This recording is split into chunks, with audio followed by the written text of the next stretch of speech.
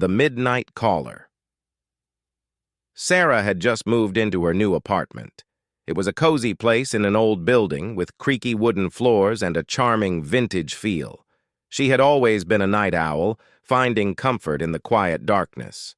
The city was usually bustling with noise and activity, but at night, it was just her and her thoughts. This new apartment was supposed to be her sanctuary.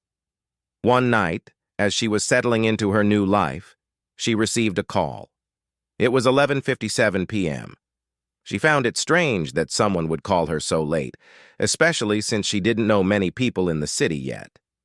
Hesitantly, she picked up her phone. "Hello?" she answered, her voice soft but curious. There was silence on the other end. She waited, listening intently, but all she could hear was her own breathing.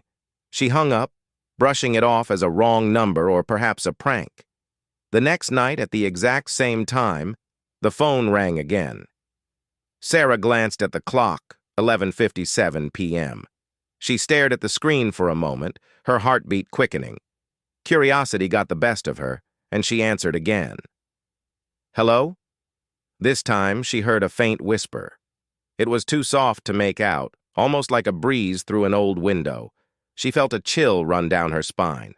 "Who is this?" she demanded, trying to sound more confident than she felt. The whispering stopped, replaced by a strange static, and then the line went dead. Sarah stared at her phone, unnerved. She tried calling the number back, but all she got was a message saying the number was not in service. Over the next few days, Sarah couldn't shake the feeling that something was off. She tried to focus on work and settling into her new apartment, but her mind kept drifting back to those strange calls.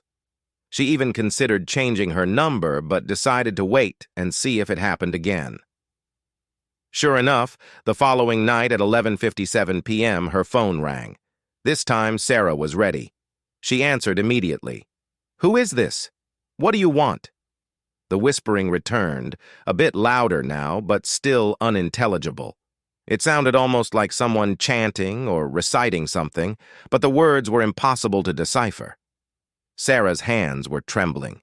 She tried recording the call, hoping to capture something she could analyze later. "Please, just tell me who you are," she pleaded. For the first time, the whispering stopped, and a deep, raspy voice spoke. "Leave now. You're not safe." The line went dead again. Sarah's heart pounded in her chest. She replayed the recording, but all she could hear was the static in her own voice. The mysterious voice was gone.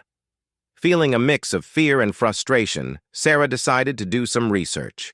She learned that her building had a long history, dating back to the early 1900s. Over the years, it had been a hotel, a boarding house, and now apartments. There were rumors about a resident who had gone missing many years ago, an older woman named Margaret who lived alone.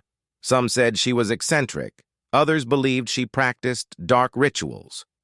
Margaret was known for making strange calls to random people at odd hours, whispering ominous things until one day she vanished without a trace. Sarah's unease grew. Was Margaret trying to reach out to her? Was this some sort of prank or something more sinister? That night, Sarah could hardly sleep. She stayed awake, watching the clock, waiting for the inevitable call. When her phone rang at 11:57 p.m., she hesitated but then answered. "What do you want from me?"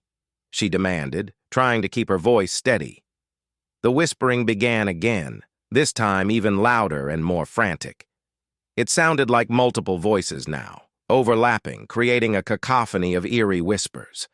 Sarah felt a wave of cold wash over her. She couldn't breathe, her chest tightening as if something was squeezing the life out of her.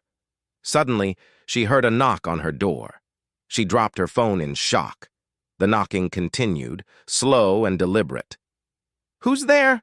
she called out, her voice barely a whisper. There was no answer, just the relentless knocking. Summoning all her courage, Sarah crept to the door and peered through the peephole. Her blood ran cold. On the other side was a figure in a dark cloak, its face obscured. "Leave now," the figure whispered, its voice matching the one from the calls. "You're not safe." Sarah stumbled back, her mind racing. She had to get out. She grabbed her keys and threw open the door, but the hallway was empty. The figure was gone. She ran down the stairs, not stopping until she was outside, gasping for breath in the cool night air. She called a friend and stayed with them for the night, too terrified to return to her apartment. The next day, she packed her things and left. She couldn't stay in a place where she felt so threatened, so haunted. Years later, Sarah still thinks about those calls, about that night. She never found out who or what was trying to warn her. Some nights, she dreams of that dark figure and wakes up in a cold sweat. And every night, without fail, she makes sure her phone is turned off well before midnight.